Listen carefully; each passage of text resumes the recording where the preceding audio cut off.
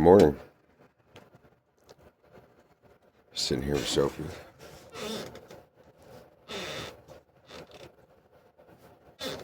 I guess she's shy from the camera. Just to get that out of my face. Hope everyone's doing well today. Might do a reading here a little bit, we'll see.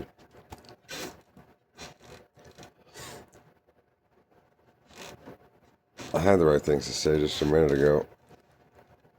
But it always comes when I'm talking to myself or so, thinking about everyone else and what others might think or believe or not understand.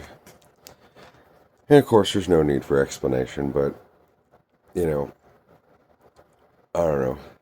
Something in me likes to do it.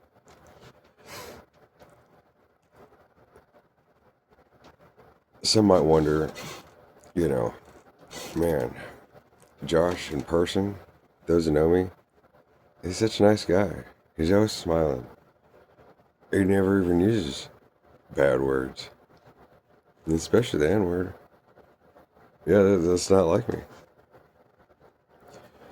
But spiritual journeys made me a tough motherfucker.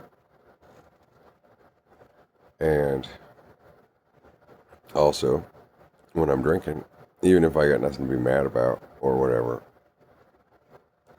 and I'm to myself, because even drunk, like somebody pisses me off, I don't go off on them.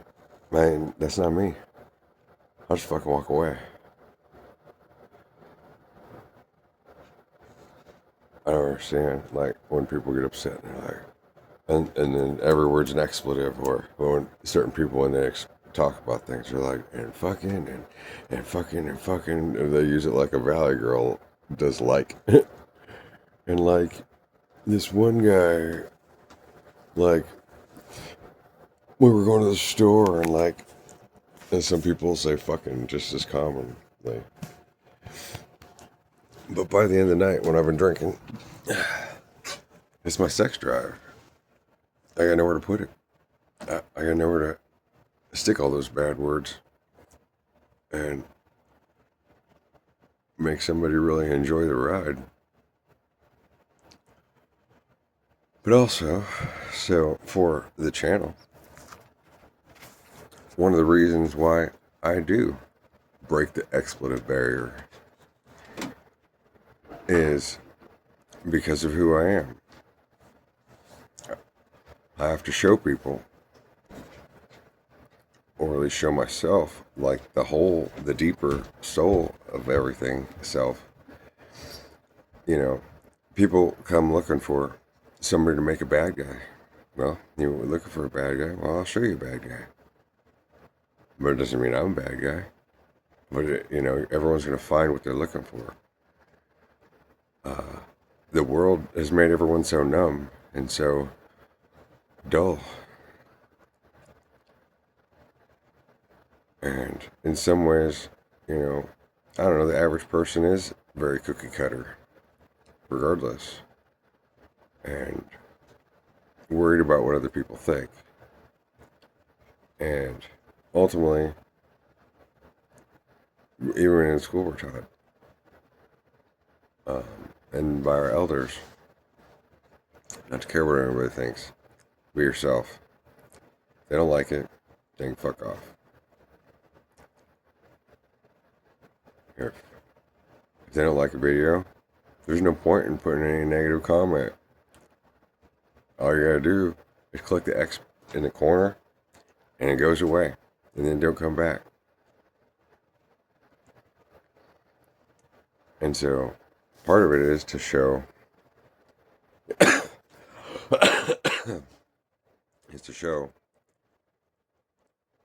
others not to be afraid of themselves, afraid to be creative, afraid, to evoke or to express strong viewpoints and emotions. And if people are, looking for entertainment, well, and television doesn't do it for them, or their TikTok videos. There has to be somewhere where there's a little bit of everything. The rainbow. Everything where, like when people go to a comedy show, the funniest fucking jokes are all the racist jokes. And jokes about fat people, and half the people in the audience are fat. And about black people, and half the people in the audience are black. And white people, and half the people in the audience are white people. And about stupid people, and 3/4 of the people in the group in front of them are probably the stupid people. And jokes about women, and jokes about men. And it really lightens up life. And we shouldn't be too serious about things. Or be like, that's inappropriate. Well, that's why we each have our own channel. And, most people think, okay, so it's like a business product. Like, if I'm selling t-shirts, I gotta find a niche. Okay, so I'm gonna sell just Christian t-shirts. Christian logos on it. Okay, that's great. Somebody's just looking for that one thing. Christian bookstores. Well, what about all the other books? The Bible was the first printed book on a printing press.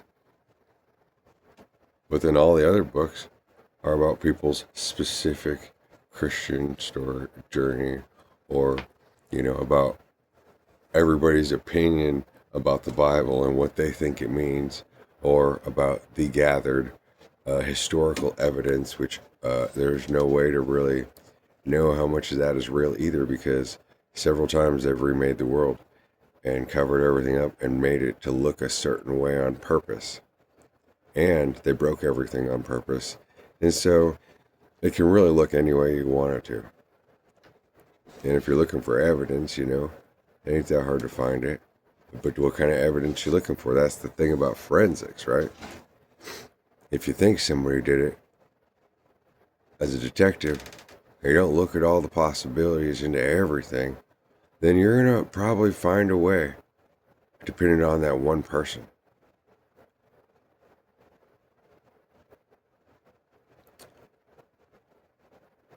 You find what you're looking for. Well, the same with energy channeling and such. Or, like for me, I might live a certain very kind of routine, specific sort of life. But that's because I'm alone in a certain environment. As soon as you put me in a different environment, or I'm hanging around with somebody new, then suddenly I start becoming a little bit more like them. But I don't, blend in. Like, I could never just like imitate somebody, or just because, okay, I'm in this kind of group or whatever, now all of a sudden I'm going to dress and talk and act like people in that group and fit in. If they don't fucking like it, then, well, then that's a limitation to their group. The colors of the rainbow. And all people are multi-talented, multicolored, in every way that there is. And so one should never try to seek something that's simple and limited and basic. And at the same time, we're all here to learn from each other. I like waking up in the morning or at night right before bed, after whether I've been drinking or whatever or not, at the end, listen to really positive, calming, peaceful women, usually. Because that's one thing I'm missing in my life as a woman. In particular. And it's one thing that brings me to balance, which is kind of weird because, well, once you have somebody in your relationship, then they're the first person that could just, in a sense, stub their toe emotionally or whatever and tear you down, and or be too needy or this or that, and to throw you out of balance. But one thing I found, for instance, because I have been celibate and apart so long, that like there is a polarity between masculine and feminine in the physical body that builds up, especially like for instance if I'm drinking, as alcohol has a certain kind of effect. It builds up energy, at the same time as it starts draining the system slowly, and so then it creates this like friction or tension within, and creates a stronger charge, let's say. That every day, the one thing that I desire more than anything, it's so simple. It's like a cuddle. Like, just to lay my head in a woman's lap while she's sitting there. Or like a hug that lasts a couple of minutes. That all of a sudden, I feel naturally just coming into balance. Just and landing. And I just feel equal. And sex doesn't have to be any part of it. Just the skin to skin touch all of a sudden balances me in some spiritual way, which is ironic because most people just have that or can get that, and or expect, oh well, if we're gonna touch, then it's gonna include all this other stuff. And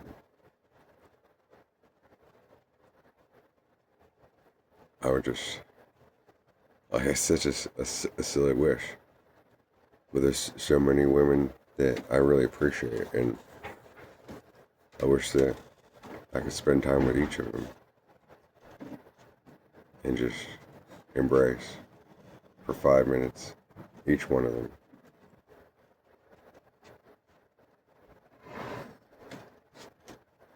And somehow there's also an exchange of all this extra information and things that can't be put into words, and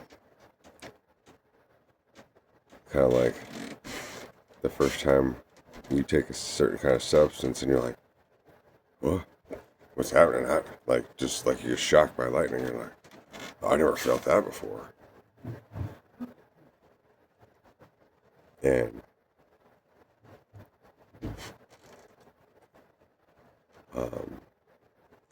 And seeing a person is one thing, but being actually in a person's presence in their aura exchanges a lot of information, and then touching exchanges a lot of extra information, and the smell of the person, whether you can smell a smell or not, those pheromones exchange all this extra information. And in society, we're all taught, well, there's those that just get around, then there's those that don't get around and are just all to themselves until they meet somebody, and then they're all just about one. And it's a really,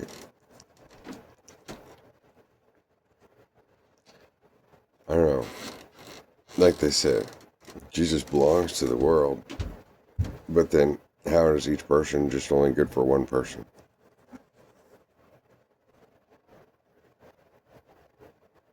When I know I'm meant to meet and embrace a lot of people, and that alone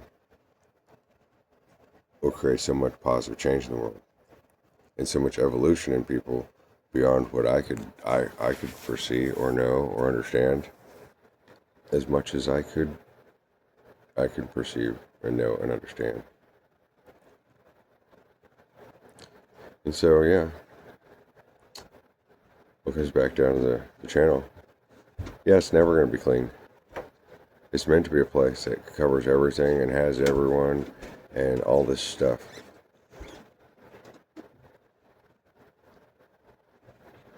But none of it's trash.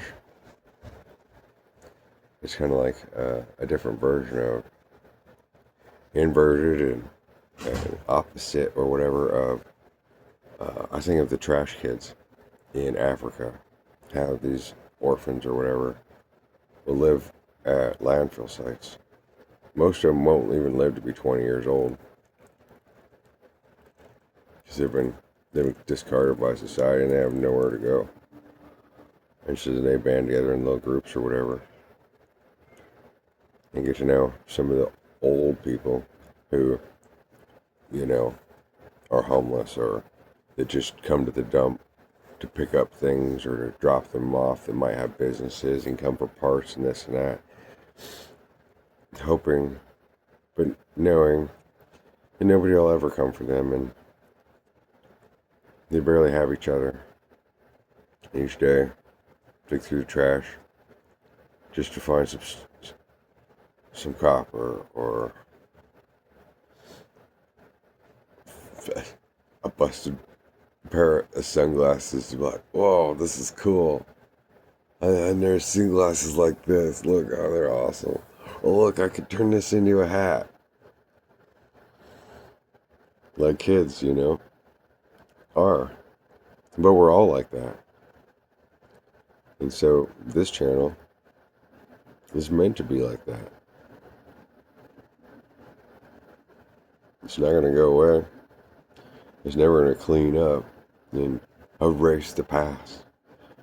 Because, well, I turn it off and I am who I am and I go where I go and it's something separate. And I carry it all with me regardless. And if my partner doesn't understand and respect and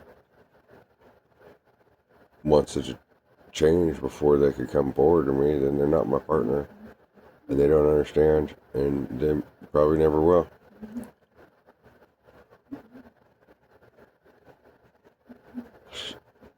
Evolution is messy and it does take a lot of spare parts.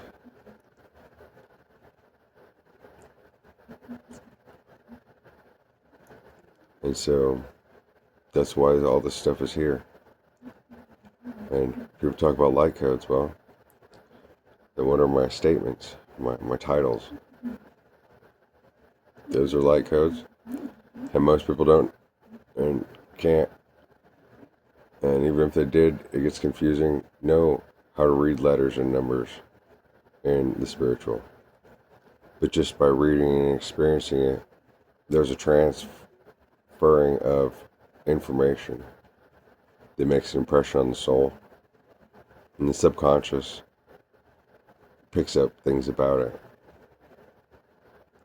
that it can learn about itself and evolve separately from. No two people are the same. No two people put the same thing the same way. And even if, for instance, I make a statement and I wait 5 minutes and then I think about it and make the same statement, it's going to be different. Because the emotion's different, the time's different, the feeling's different. And it means what it means. You know, words were put together, words in our time especially, so, you know, the evolution of words in communication. Or even like people talking light language, like you know, like baby talk. And well, what does that say? You know, it transfers information, and this is my way of doing it. And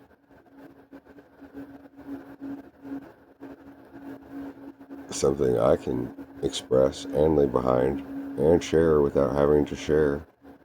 And sharing because, well, none of the statements stand alone. They have a date, a timestamp, the planets and their orbits, or the way that I decided that Spirit in the moment decided to put it in playlists. It might have a whole bunch of different artists, some informational videos in certain specific order, and then on top of it, all the time people are changing their videos or deleting videos or making them hidden. And so even though it's in a certain order and a certain number, it could change by tomorrow. And so then, you can't read into something too much, and of course you can read into things however deeply you choose to. But what it means is what it means. But